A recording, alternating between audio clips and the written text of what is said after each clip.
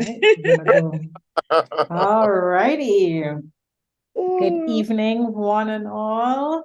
We hope you guys are having a great Saturday. It's a little rainy here in Barbados, but that's okay. We are starting Real Talk Family Life. Today is November 4th, and we want to welcome everyone to this program, which is brought to you by Faith Tabernacle and Caribbean Evangelical Ministers.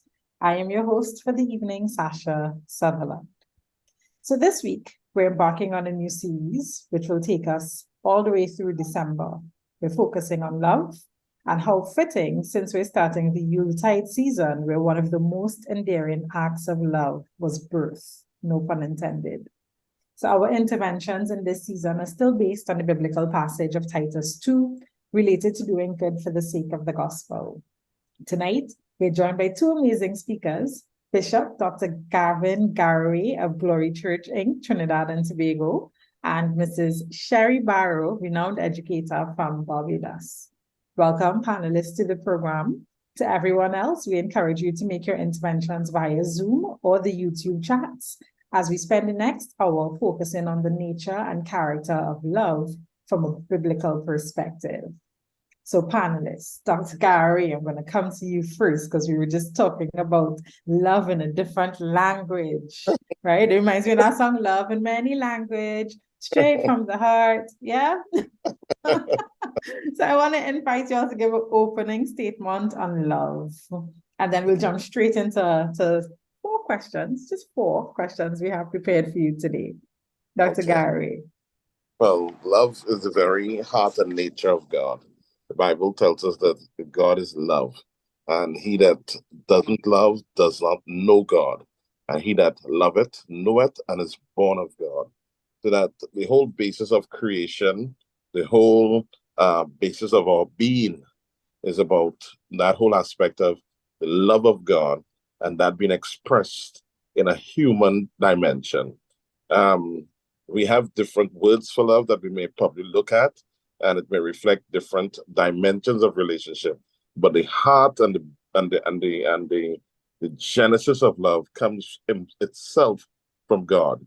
And it is such a very powerful thing that God doesn't separate himself from it, but God actually identifies himself. And again, God is love. And therefore, it's an important thing for us to understand the nature of it. And where it is absent, then community is absent. The interrelationship between God and man is questioned. And the relationship between man, or man and woman, or man and any other human being is denigrated. And it becomes uncivilized. So that love becomes the basis from which everything else functions. And once that becomes absent, then community, civility, and the whole meaning of life becomes something that is way beyond what was way worse than what was originally intended by our Creator. So that the whole aspect of understanding love, knowing love, understanding what it is, what it entails, what it does not require of us is extremely important for our experience as Christian. In fact, the Bible even says that our faith works by love. So that when many times what people don't understand is the reason why their faith is not effective and they're not seeing the manifestation of God's promises in their lives is because they have not yet come to internalize and to understand and to exercise that principle of love. God bless you. That's my opening statement. Fantastic. Mrs. Barrow. Well, the bishop would have been very complete with his definition of love. So it leaves me then just to speak about what has been written about love. And the Oxford Dictionary defines love as a very strong feeling of liking and caring for somebody, something, especially a member of your family or friend. However, I do like what the APA Dictionary of Psychology states. It explains love as a complex emotion involving strong feelings of affection and tenderness for the love object, pleasurable sensations in his or her presence, devotion to his or her well-being, and a sensitivity to his or her reactions to oneself. But there's nothing greater, and most of us who are wedding here, we would remember what we used as our Bible reading, which would have been 1 Corinthians chapter 13, verse 4-7. Love is patient, love is kind, it does not envy, it does not boast, it is not proud, it does not dishonor others, it is not self-seeking, it is not easily angered, it keeps no record of wrong. Love does not delight in evil, but rejoices with the truth. It always protects, always trusts, always hopes, always perseveres. Man, Wow. Bishop Gary's right on time. Wow. So I want to stay on the definition of love, because oftentimes when we think about love, even as Christians, right, we're not thinking about God is love, or the scripture that you just spoke about, Mrs. Barrow. We're thinking, what's love got to do with it, right? As Tina Turner says, it's nothing but a second-hand emotion. But I'm getting a different definition of different scope based on your opening remarks. So what do we say to people who say that love is just a second-hand emotion? Love is just this feeling. Is love a feeling, or is it an action word? Mrs. Barrow, I'll come back to you, and then to Bishop Gary. Is it really just a second-hand emotion? And I'm guessing not based on what Reverend Gary says, but Mrs. Barrow. No, it's fine if you call me Sherry, but I don't see it. You know, we're fast to listen to songs and sing them and internalize them and then just repeat them. But let's go back to that song, Beloved, Let Us Love One Another. So we sing that. We've sung that in church for years. But do we really know what it is saying? Because it took me back to that today, and I was like, boy, we've been singing this all the time. And when I compared it with what Tina Turner sang, you know, I could more identify with what she was saying. And you know what? I say that is for lack of knowledge of the truth. If I really have to define love, it is not a secondhand emotion. It isn't. Yes, love is something we express, but when you think about the profoundness of what God did, when you think about God is love, it is much deeper than what we seem to think it is. When I tell you that I love you, when you tell your spouse that you love them, the love that God has shown for us is totally different to that. To me, sometimes it gets to the point where it's unexplainable. Bishop Gary. okay. Well, from a simple standpoint, I mean, for us New Testament students, they tell us there were 7 different words in the Greek language that express love. And most of the time we think about eros, phileo, and agape, but there's some other words. But all of them always comes around to the whole aspect of having an esteem for people, esteem for others, appreciation for others, looking out, that whole aspect of caring, etc. What I learned about love is that love is civility. Now, I defined it, but let me go back to your specific question. All right. When Tina Turner when she won, that one song of the year in 1981, I think it was. I can remember that because I wasn't even saved at the time. I was still about 15, 16. And she said, she said at first when she got this song, she didn't like it. Of course, when it won her the song of the year, she said she liked it. But it wasn't really a true experience that she wanted. Nobody wants to not be loved. Everybody wants to be loved. I think what happens is that some people in that they having been failed in receiving love or getting love, or even failing in the way they gave love. Sometimes what they do is they, like the Aesop tables, they say the grapes are sour, But all of us, if it basically wasn't for love, we would not be here, because somebody, God ensured that it was the actions of 2 persons that brought us on the scene. And even though sometimes it may not always be civil, most of us it was civil, and it was an expression of love. And for us to be cared for, almost all creatures in the earth, when they come out, they are able to function in the environment. The human child, if the human child is not taken care of immediately, he will die in very short time. So God ensured that there are hands that are needed, or the love of others, the commitment of others. And even though people may love us for the wrong reason, there's still that factor of the care of other people. Now, once we start getting into the place of love in its proper context, I think we're going to enjoy it the more. But as far as to love, to wish well, to take pleasure in, to long for, those type of meanings, when we start searching the Greek language, etc., for the word love, etc., we're going to find that love is a very necessary part of life. You know, sometimes I know Christians, we get deep, but the Bible simply said that man was made a living soul. And therefore, we are creatures of emotions. And even though we need to care and to learn to adjust our emotions, etc., most of the time we will do what we feel, you know.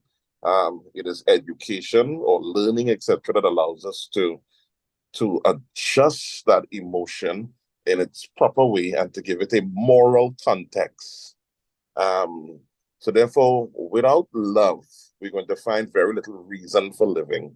A man with all the money in the world, but nobody to share it with, as a man, I can tell you, lives an empty life.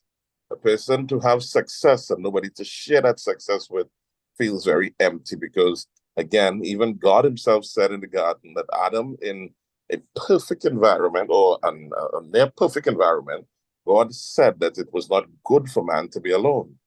And therefore, not to be able to share life with others in an intimate way where you are looking out for the benefit of others, at least one person, your life is denigrated. Your life is not fully functional. So there are two sides there, the giving side, the receiving side. If you're not giving and not receiving love, then your life will never be complete. I'm taking so many notes on there. Like, let me just keep scribbling. Okay. So then let's put it into context then, Sure. because if Christians talk about love without, and we often say from a Christian perspective or from a discipleship perspective, we can't talk about love without bringing God into the photo or into the picture. And you're saying to me that, whether we're giving or receiving love, there is this context where it doesn't matter how much money or how successful we are. The basis of everything that we do is that shared feeling, that shared understanding. Before the show started, Sherry and I were just having a general conversation about marriage and, the selflessness that God wants when you're with a spouse. And I saw a clip on Instagram today talking about when you love someone else, you're kind of competing to be selfless in that relationship. And all of those things kind of lead back, as we say, to God, the sacrificial way that he loves us as humans, the way he loved Israel as his people, even as they turned away from him so many times. So in context that we can't talk about love without God we can't talk about love, without bringing God into the picture. How do humans conceptualize this love, especially for humans who may not have that discipleship background? And Bishop Gary, I want to come to you first and then go back to Sherry, because it kind of leads from what you just said. When Apostle John says God is love, how do we conceptualize that love? And then especially in a context where we do not have that discipleship background. Okay, that's a very interesting question that you asked there, because most of the time the reason why I believe that we have so many divorces in the Western world, they tell us 60% some places, etc., is because we could perceive love from a very selfish standpoint. We perceive love from what we get out of it, who takes care of us, who is loving me. While when the Bible when the Bible teaches love, it's about us really giving it, receiving it from God and us sharing it with humanity. Sharing is love, not that we first loved God, but that God first loved us and gave his son to be propitiation for our sins. Now, for the person who is without Christ, in my simple view, he may be motivated by other things. He might be motivated by principles. He might be motivated by honor. He might be motivated by esteem, his culture, etc. In fact, among the Hindus, divorce is only 1%. Now, I don't know what's the quality of their marriages. That's one thing I'm still to do some deep research in. All right. Well, in the Western world, the Jewish Christian world is more like 50, 60%, depending upon what you're talking about divorces. All right. And the reason why I use that is because marriage is the core and the center for all humanity, regardless of which tribe, which nation. Everybody has something that resembles a marriage because it all came back out from the original intent and plan of God, And while I know all are not, we don't do it in the same way. We don't always, we some are poly instead of single, etc. It's still an important thing. Let me see how to put this. The world, I think they can exercise love based on the emotional standpoint. I think they can even make a decision, but sometimes the power behind it to do it when it's tested, that's what really comes from God, and that's where the Christian is supposed to demonstrate a higher dimension of love, a higher dimension of you can't have love without purpose, and you can't have love without forgiveness. I think one of the things what the Bible did is that in the book of 1 Corinthians chapter 13, it began to explain love as a mature issue, in that it tells us, okay, do I give all my goods to the poor and have not love? Do I give my body to be burnt and have not love? So that love is not just what I do and not just being sacrificial, but it has to do with the divine purpose behind the whole thing. So that when God put man and woman together, there was a purpose behind it. And I think that when man and woman come together and there is not a divine purpose behind it, I think some part of love is missing, because God is love. And if you're not including the nature and the purpose of God behind what you're doing, then you end up in trouble. So like today, a lot of people, I think we're having a lot of divorce because people are marrying on the basis of chemistry. And the problem with chemistry is that scientists tells us only lasts 12 to 24 months. But if you're marrying in the context of divine principle, that God puts two people together to serve his purpose. Before I married my wife, I sat down to find out what she saw as her purpose in life. Told her what I saw as my purpose in life.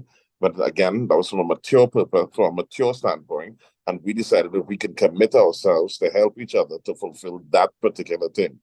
So that many times I think people leave out the God part because their love is not full and complete, because it doesn't have the design of God and the intent of God behind it, and it's just lust, or it's just culture, or it's just everybody else getting married. Let me get married. Let me stop there for now. Whoa, Sherry, give me 1 second. sure. I'm coming back up. Sorry about that.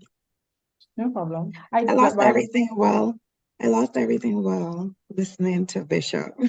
No, that's okay. So while you get yourself while I'm you back get up. everything, you're back I'm up? back Okay. up. Yeah, Okay. thank you. Yeah. It was interesting listening to Bishop because what he said is true.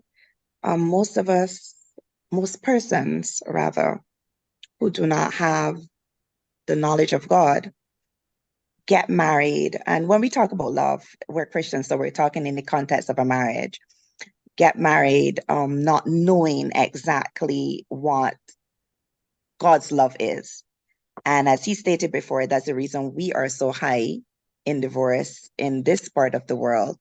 But for me, God's love cannot be produced by man, nor whipped up by human emotion.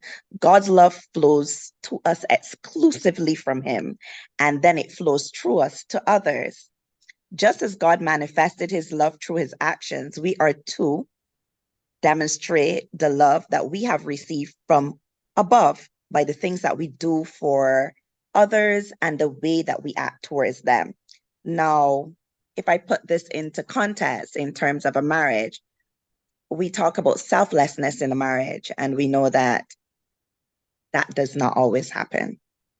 But if we go back to the fundamentals, and I heard Bishop mention that he had a conversation with his wife, and that would have been a mature conversation. If you were to ask many of the persons here, if they did that before they got wed, you would probably have a resounding no. But as he said, that is at a different level of maturity. So most of us don't get that. But let me get back to love. Love comes from God. So those who demonstrate love show they have fellowship with him. So things happen in a marriage and, you continue to love. You don't move the dishes as I would want. You don't wash up the dishes, Sasha. You and I were having this conversation. You don't put down the toilet seat. But you know what? And persons here may say that those are little things. But for us women, there are things that get on our nerves. And if the husband truly loved us, then they wouldn't do that. And if we truly love them, then we wouldn't nag them about these things. But because we have fellowship with God, we let these things go because love is greater than this. But the inverse is also true. The person who does not demonstrate love does not know God.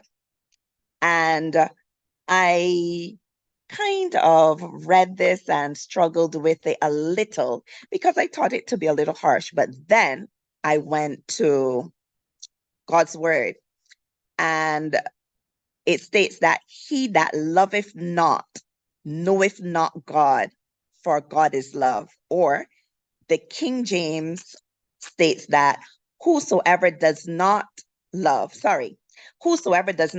does not know God, because God is love. This is the NIV.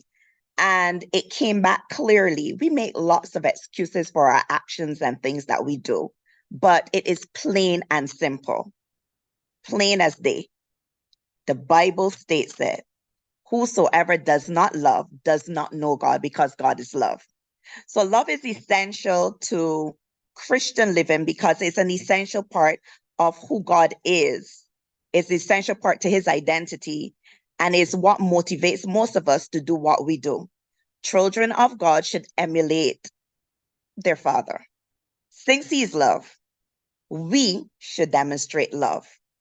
To never demonstrate love indicates that we are not possessors of love, but we are more likely pretenders. So we really don't know what love is. Wow. Wow. Okay, so I wanna take it another way. I like that. I'm hearing love is fellowship. It motivates us to do what God does. And it's interesting. This is about the third time since we started talking that we're hearing, beloved, let us love one another, for love is of God, and he who knoweth God is born of God, knoweth love is born of God, and knoweth he who loveth not, knoweth not God, for God is love. So beloved, let us love one another. 1 John 4:7-8. For those of you who grew up in Sunday school, that was like, I hope you were putting the music behind it. And Sherry, that's deeper, because we're not just talking about marital love here. We're talking about when you're in a family and your brother is a drug addict. And so you don't see anything there with the natural eyes to love, but God says love still. Or when that child comes home and says, I am pregnant, and you were a deacon in the church and you're supposed to love still. Or when, forgive me for going here, but when I'm an Israelite and we're fighting against the Palestinian. You're muted, Sasha. Sorry, the innocent lives being lost, right? What is the kind of love that we're showing when these conflicts are happening? Are we taking sides, or are we grieving for the lives that are being lost? Ukraine and Russia, and there's so many things around us that's saying, what does God's love dictate that we do as disciples? And I love the earlier statement by Bishop Garraway, to love when tested comes from God. There's no love without purpose. There's no love without forgiveness. And he said divine purpose. And so we're moving it into for those of us who might be courting or who are in marriages now. I loved again what Bishop said about having that conversation, right? About purpose with his wife. We spoke earlier about self-esteem and setting visions and missions for ourselves. So I hope everyone is seeing how these things tie in. The entire passage of Titus 2 is tying into what we're speaking about, and then so when we talk about having a vision and a mission statement as individuals, and then we come together, I'm going back to that statement, to love when tested actually comes from God. So having said that, I want to come to the next question. Love is a feeling, an emotion that might elevate our self-worth or self-esteem. And we love, we're floating on clouds. Everybody's seeing the light in our face. We look so great. It increases feelings of happiness. It reduces stress, anxiety, and depression. But love is a commitment. So talk to us, Mrs. Barrow, Sherry, Bishop Gary.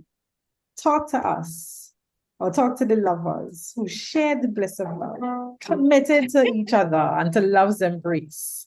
And we've come to experience, as Khalil Gibran said, the wounds from the sword hidden in its pinion. What happens when we love so deep and we get wounded and we don't want to hear diddly squat about love anymore? Sherry and then Bishop.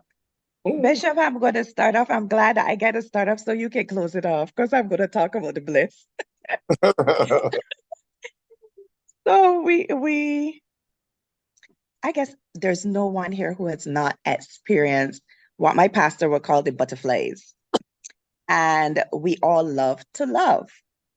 But love in marriage can be deeper and more selfless than in any other relationship.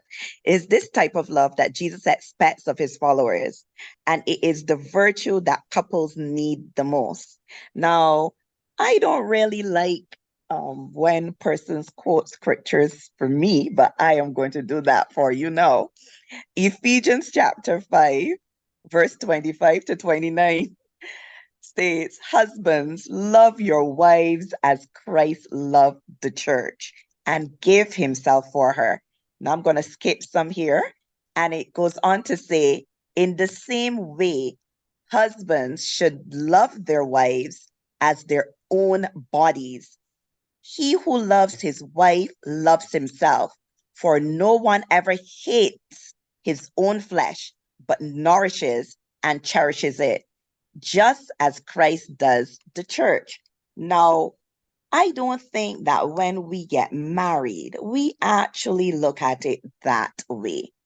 I honestly think that, and I'm going to get to this where love is blind, but we don't go into it understanding. I speak for myself. I know the bishop spoke differently. He spoke about being at a different level of maturity when he got married, that he could have that serious conversation. But I want to go back to some of the bliss in marriage.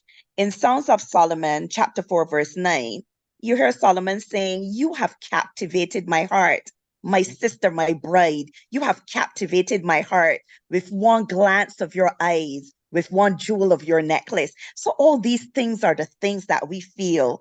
And then in 1 Peter chapter 4, verse 8, above all, love each other deeply. Now, when I saw this, I was like, I never heard the part deeply. So I'm now hearing this part for myself. It says, above all, love each other. It didn't say just love each other. It said to love each other deeply, because love covers over a multitude of sin. And if this is true, I'm leading to pass this on right now to the bishop. If this is true, that love covers a multitude of sin, then we know that there are highs and there are lows in marriages. And sometimes when you actually look at it, sometimes we feel like we're experiencing more lows than highs as the years move on. But this states it correctly for me. If we love, it will cover a multitude of sin. And I'm not talking about the namsy-pamsy love. I'm talking about the love that Christ expects us to have for each other. Bishop, I'm tagging you. That's quite an interesting perspective.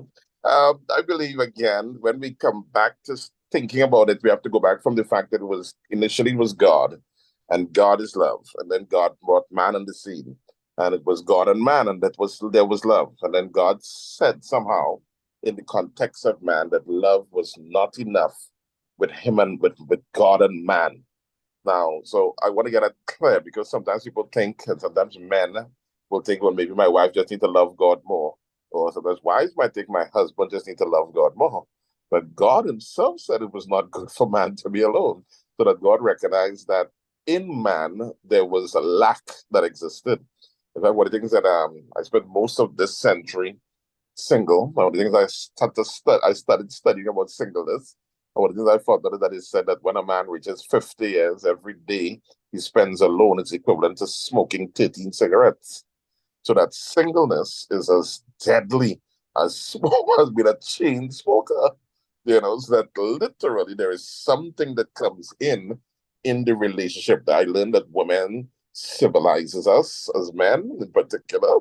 If it were not for women, we'd probably still be in the cave with the same curtains and the same sheets for the last 10 years and all kind of crazy thing men would do women. And I think part of it is because true love is about serving. For God so loved the world that he gave. And when God created human beings, one of the things he did is that to ensure that we would love each other, he left needs within our lives. So there's a need for time, there's a need for touch, there's a need for praise, there's a need for service. Those are basically the five, when they talk about the five love languages, etc. When it's from the words of affirmation, quality time, physical touch, etc.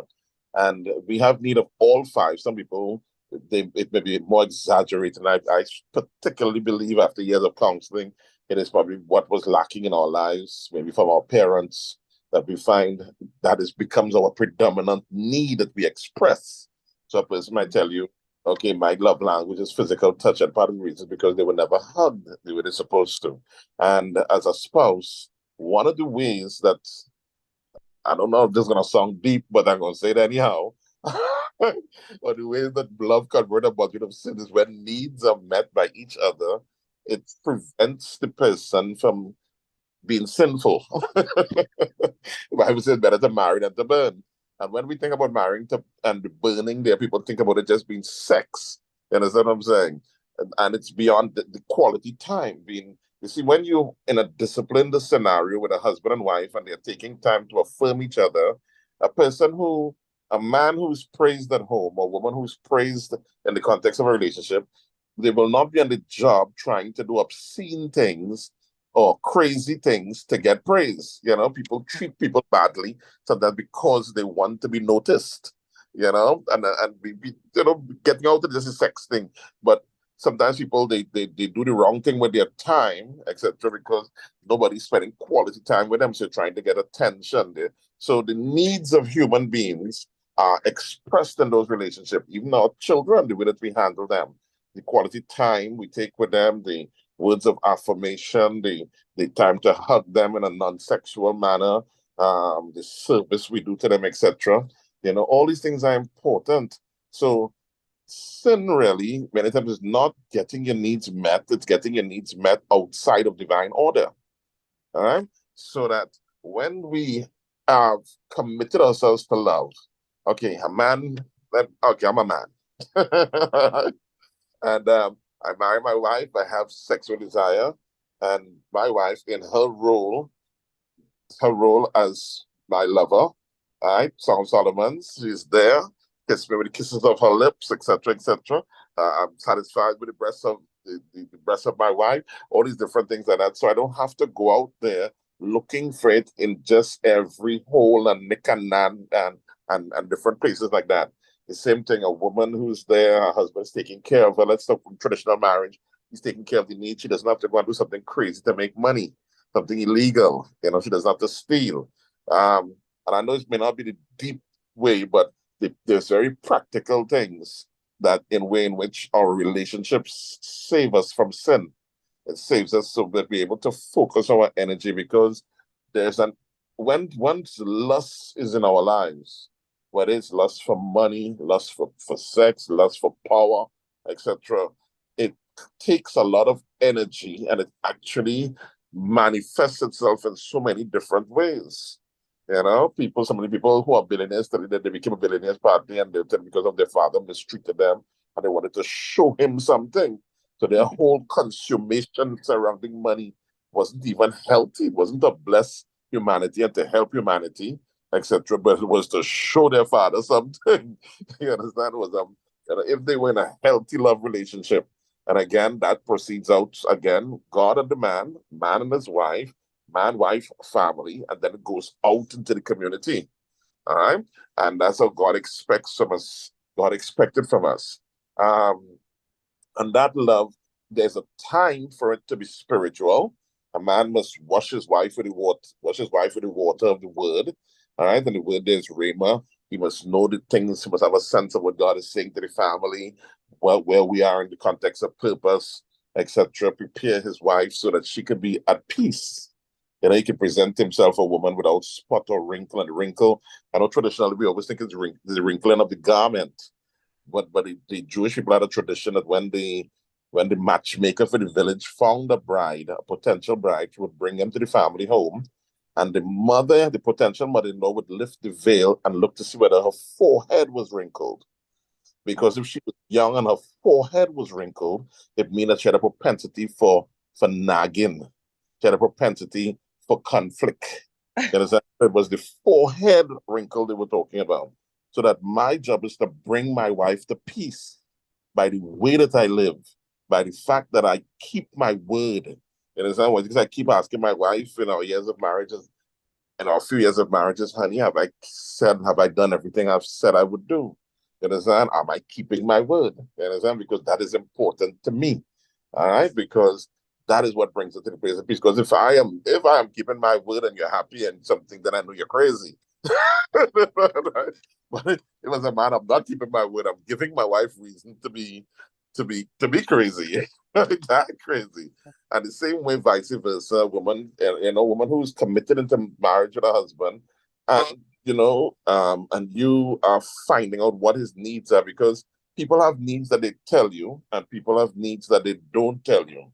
But sometimes people are ashamed of their needs. Sometimes people think their needs, and I'm not sure our program qualifies to go this far as yet, but people have some, maybe you just like being hugged and squeezed, and your husband is not a hugger and squeezer. You understand? But what do I do? And I keep telling people we need to communicate our needs to our spouse in a non-aggressive manner, and meet your spouse's needs in the same intensity would like yours to be met. So that we love each other back and forth with a sweet, trying more and more to love each other in that relationship. And once you start developing that as a culture in your home, and then you start taking it outward in everywhere you go, you're going to find that you're going to have a balanced life. Because sometimes, all right, let me stop there for now. Remember? No, I am like, keep going, making notes. No, because we have to understand about the love thing, because sometimes people use love to hurt us. You understand? If you love me, you would do this. You understand? But because in life they tell you they are givers, takers, and matchers. And I know definitely God doesn't want us to be a taker, and I don't think He wants us to be a matcher. But at the same time, He doesn't want us to allow ourselves to be abused. To allow ourselves to be abused. So that when a person does not feel that love is coming to them, they should be willing to say something. You understand? And it doesn't mean that love doesn't mean that it's going to be a smooth flow every single day and every single moment. So if my wife pulls me aside and says, honey, you're not doing so and so, or honey, I would like so and so, honey, you're not being consistent, that's good feedback for me to keep our love in place. You understand? So that men had that dreaded, honey, we need to talk. But that is such a powerful thing for love. And we need to keep that up, and we need to keep that up on both sides, etc. And before things get explosive, some people they write it down and then they wait until it becomes a list as long as their arm. At that point in time, it's gangrene, bitterness. And the Bible warns us, men. He said, "Love your wives and be not bitter against them." And that's because men are sometimes a way of stucking things inside of them, etc., and talking to everybody else except talking to all the boys and not talking to where the answer is. Speaking to their wife gently in a very nice, gentle tone as much as possible. I always said that one woman, if you want a man to listen to you, talk softer and talk slower. He will hear you more. You understand? Even if he doesn't seem to get it initially, once you drop the volume and you slow down, It has a way of of getting a man's attention, etc. I So like different. that one. Talk softer and slower, Sherry, Yes, right? Like, I'll try that. I am taking my notes. But I love the explanations that both of you just gave because I think it tells us the difference between love's emotion and passion. And then adopting the biblical principle of a commitment to loving somebody and the whole idea of, as you said, covering a multitude of sins and needs being met, prevent sin and whatever those needs are between spouses. And that was an interesting fact that you gave us, Bishop Gary, about the wrinkle. You know, I was there looking at myself, like, how many wrinkles do I have? And what am I gonna go back and say? So, you know, I want to jump on something you also said about how we give and take love and go back to the love languages, right? What do you say to people who know and enjoy love from others, but to us, they might seem a bit selfish. They don't necessarily have the capacity to express love either in words or actions. Talk to us a bit about that, why that, you know, happens, and, you know, how we might address someone who loves to receive love or actions, but may not give it. Actually, let's stick a pin. There's actually a question. Is there a difference between being in love and loving? Let's go there first. Is there a difference between being in love and loving? I'll leave it open. Sherry? Why did you trouble me? Yes, there is a difference. There is a difference of being in love. I'm going to speak. I think that we're in a forum whereby we're comfortable to talk about ourselves. Bishop was very open, and I really do love how he expressed the openness and, you know, the maturity to which he and his wife took their session before getting married. So I'm going to speak about love. The question was difference between loving and being in love. Okay, good. So being in love. I used to say that I love to be in love. It is always an overwhelming feeling. And I go back to what Bishop said. Most of the time, the things that we lack in our lives and in growing up from our parents, we tend to want more from a partner. And I believe my parents did show me love, but when I really understood, and let me pull back, sorry, let me bring this all back. Mm-hmm. The love that we were taught as children is not what love really is. I am such a person who do not believe in Cinderella, Beauty and the Beast, all those things. I think that they did us an injustice because really and truly, that wasn't us. And I'm unapologetic about saying this. Those books really took us out of a realm of understanding what it was.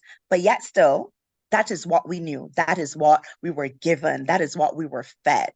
So when we actually got into understanding what love was, we were a bit confused because now I read these things, and you people who would have read these, I only went to Sweet Valley High.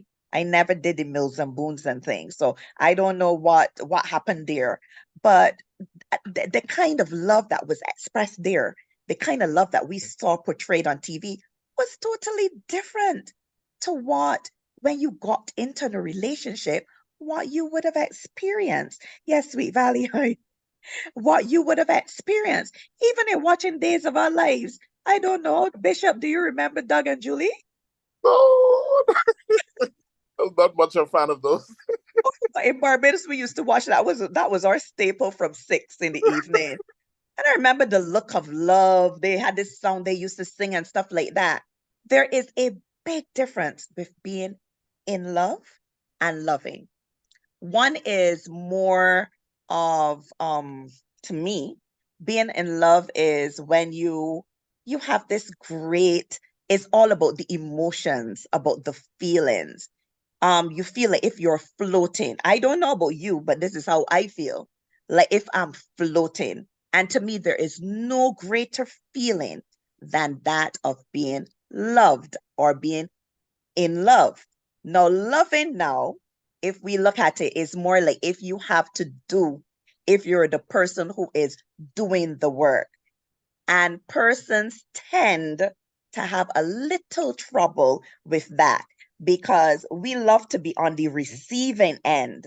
You know, we love to be cuddled, we love to be kissed, we love to be showed affection. But then when it's time for us to express that, we're kind of limited in what we do. Well, I can say that at my level, the bishop expresses differently. And remember, we're all at different levels in our relationship with God, and we're all at different levels in our relationship with our spouses. And oh, how I wished, oh, how if I could do things again, I would have that conversation that Bishop spoke about, you know, where you have your mission and your vision. Because if you have these things established before entering a marriage, then the puzzle fits so much better together. Sasha, I know that I'm moving away from the question, but I'm so much into the being in love and feeling love. Bishop, I'm tagging you for explaining loving. Okay, well, I hope I don't get a curtail here, but I've come to I've now I have I there was a time between 95 and 97, that's many years ago, when I had a radio program that was very heavy in my country. I sat down with about 600 to 700 couples over a 3-year period in my country. And the kind of disappointment women had with men. Um, in fact, 99% of the time, in fact, women would come in and I would ask, I always did it this way, I ask the man first, how are things? And he'd tell you, fine, okay. And the time you ask the woman, how are things? She said, I think about leaving. I said, you're married to each other. You know? And I think what had to do with the fact of an unrighteous expectation of an emotional high that on a continual basis. And there is definitely, even though Solomon, you know, Song of Solomon is 8 songs, 1 minute it's a solo, it's a duet, and it's also a choral speaking. All right, if you're watching some other versions, they'll show it broken down. And Solomon was very good at winning that Shunammite woman, but she was only one of 700. so, so the point that is an emotional high has to go into one of honor and order, all right? Because the emotional high doesn't remain there. We are not, in fact, obviously women get bored in a marriage after 12 months. This is what if you read psychology today, that's what they're telling us.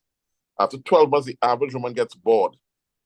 And so that's why 60% of divorces are started by women. And if the women have 2 degrees, like some of you ladies here online, it's 80% 85% likely she will initiate the divorce because the emotion kicks in. And then after she has the financial capacity to do what they say, I could do bad on my own.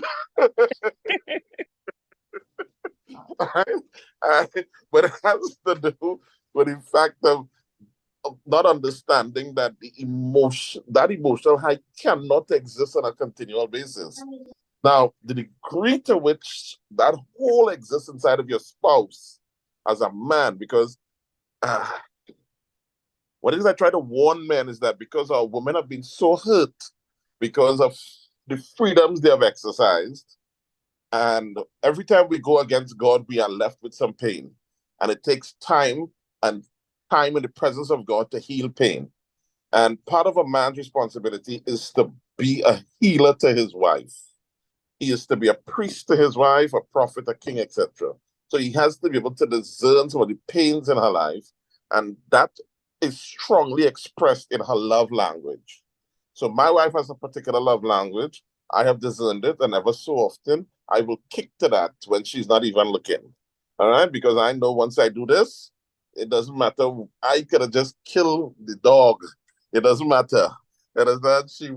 Her joy will come out because this is what she likes. You understand? I have to be careful how I use it because if you make something too familiar, it doesn't get special, you know?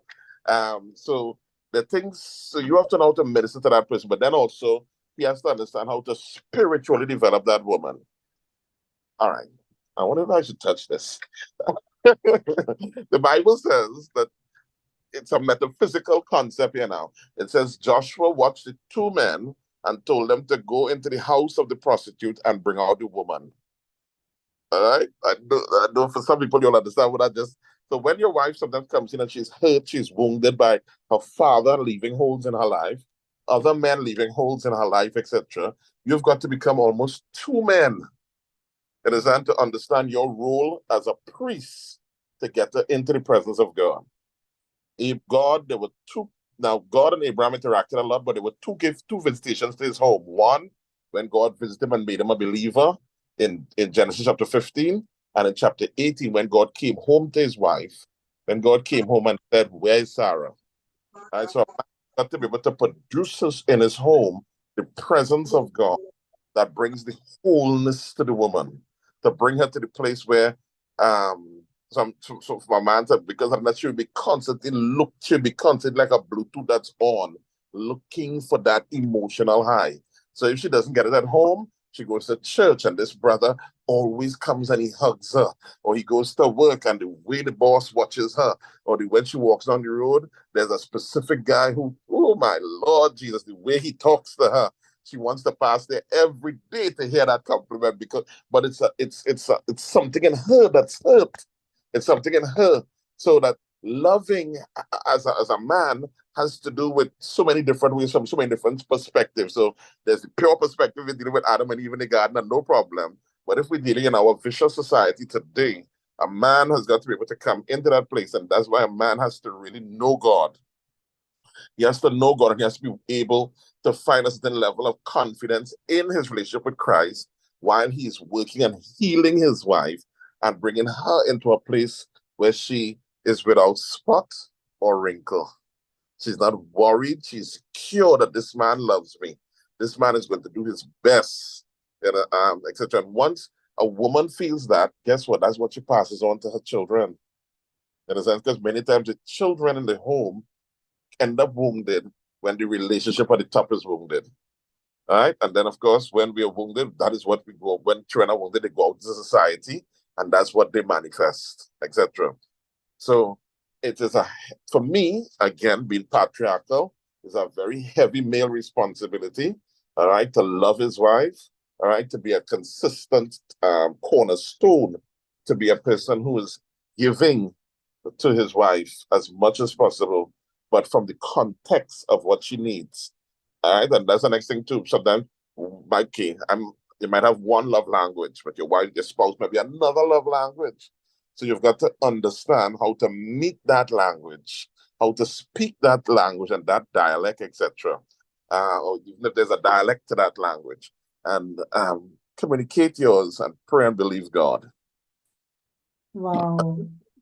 I'm loving it. You know, Sherry again, and Sherry and I were talking earlier about men in society today and the way they have been brought up and the injustice with not having fathers in their home to lead them and how to do some of these things. And I'm here and I'm saying, yes, this is it.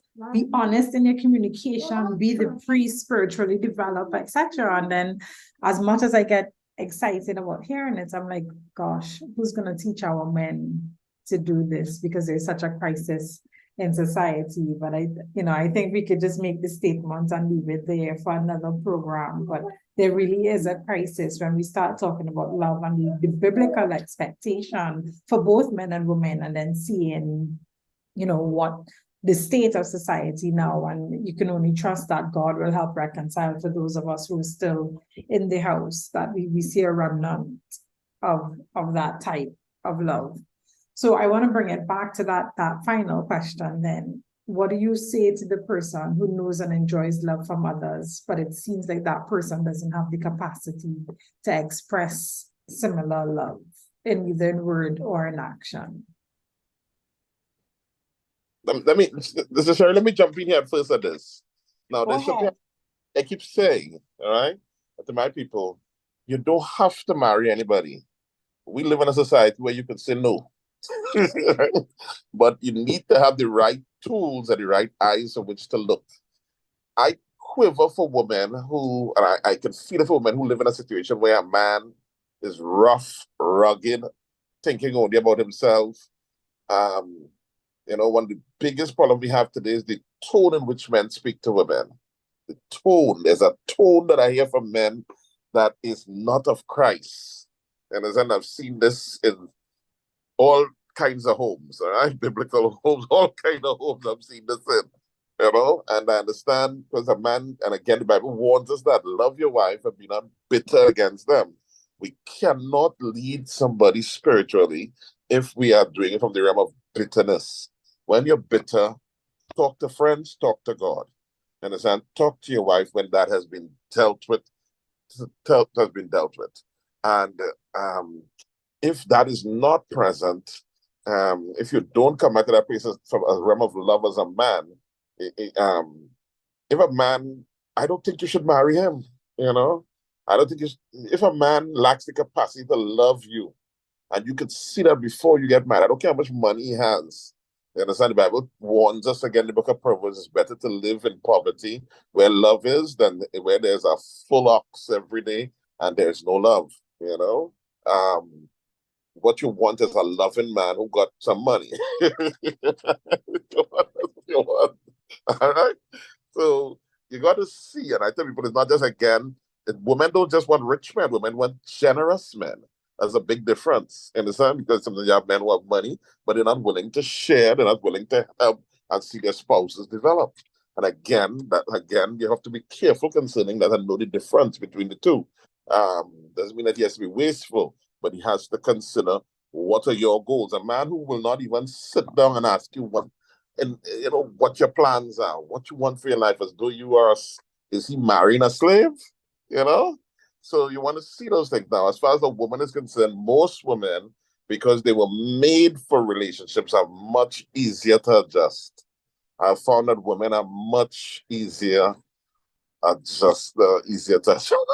I know everybody else, the men might want to bust my head, as they say in Trinidad. But women, because of the fact that they were created for relationships, they tend to not run away from that which is loving to them. But again, a man has to grow in his skills, the more difficult. Now, Rahab, the prostitute, was married to Salmon, the prince of Judah, and that was the father of Boaz, who eventually married Ruth. Obviously, he understood how to deal with a woman of that nature and to bring her around to become a woman of faith that she is mentioned. You understand in Hebrews 11. One of the great grandmothers of Jesus Christ. So a man who really loves God and has matured. All right, for most of them, I would say he's able to bring the adjustments. Most of the time, I think let me don't say that, but I almost said something, but I think women are, as I said, let me just leave it like this. Women are very adjustable if you touch the right buttons. I so agree. Well, Sasha, you started out by saying it. I think it's just selfish. You cannot expect to be loved and not want to share that thing that you so appreciate getting. I I don't, even before you started, my first thing was the person is selfish. If you never start, if you never try something, how can you say that you failed at it? How can you say that you don't like it? There's some persons that would tell you they just love giving. There's some persons who are just natural givers. And there are persons who would tell you they're just receivers. But truly, really, if you don't start giving, how would you know how it feels? So my thing for that person, that male, because as Bishop said correctly, this is something that men often do, not females. We're all ready to share what we have. Yes, I know I'm misquoting you, but for those males and females who find it difficult to express love or to return the love that has been given to them, more than likely they kind of push away their partners because there's so much that you can give. When you give love, and we know about that feeling, even if we go to the sexual part, when you are in that act and you are expressing yourself, you don't want to be there with someone who is as straight as a mummy, who does not want to relay a kiss, who does not want to contribute to such. I find that to be a selfish act. And to me, emotions don't work like that. You would have to be struggling at holding back your emotions more than to give them. For me, the energy that you put into the restraint should be the energy that you put into exercising, to demonstrating. And believe me, it is a beautiful thing when you can express love. It makes you look younger. You have no wrinkles, like the bishop would have said. There's such a radiance on your face. I know that sometimes, I go about a person say, "Oh my God, you're glowing." And I would smile. Sometimes it's just me, probably the God in me or the makeup or my face just a bit oily. But, persons tell you you're glowing. And there is a difference. And we know that when we give, there is something, there is a feeling. It is undescribable to me. I don't know if you two can describe it, but there is this rush of pleasure that you feel when you can just give to someone. So anyone here who's having difficulty with expressing their love, do contact me. Sasha will give you my number, or you can contact the bishop, who I believe would have a good talking with you. Let me throw something in before we finish, if I'm permitted. Um, Yes. Sometimes I have found that one of the key ways in activating a man emotionally is praise. A lot of men, because they were not praised by their parents, they were not praised on the job, in school, etc., what they do is they go and they cancel out their emotional junction box.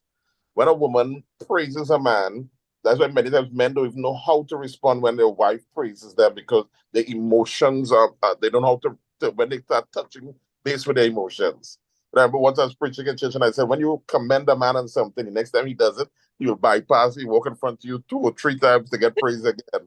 A sister jumped up in church, "No, Bishop, 12 times." Because it's a very powerful mechanism by which, if you would just spend time, every time your husband does something you like, mention it twice, at least twice. You will be surprised how you will begin to almost give it. I know it's almost a manipulation technique, but it's not. It's a healing technique. All right. One of the things I've also seen too, I've done this in some of my sessions with couples, is that many times women don't teach men how to touch them. Mm. Men don't know, and sometimes they're afraid to touch a woman. So sometimes just a simple thing, how to touch your face, just touching his face, etc., etc. And sometimes that it activates something. I know this is maybe a little beyond what we were planning to talk about today, but let me just throw in these little 2 cents because I won't be back on until next month. All right, but there is power in love and power in committing ourselves to meet the needs of other people. It does a lot of things because everything doesn't come from heaven. God has established reservoirs in husbands and wives and in each Amen. other to be a blessing to each other. Thank you for Amen. the end of the program. Amen. I think that's a fantastic way to end. Everybody was so quiet this evening. I thought we would have had more questions. Dr. Neff is clapping. We want to acknowledge everyone who's joined us tonight, but especially Pastor Griffith, Pastor Francis, Pastor Chandler. They're on tonight.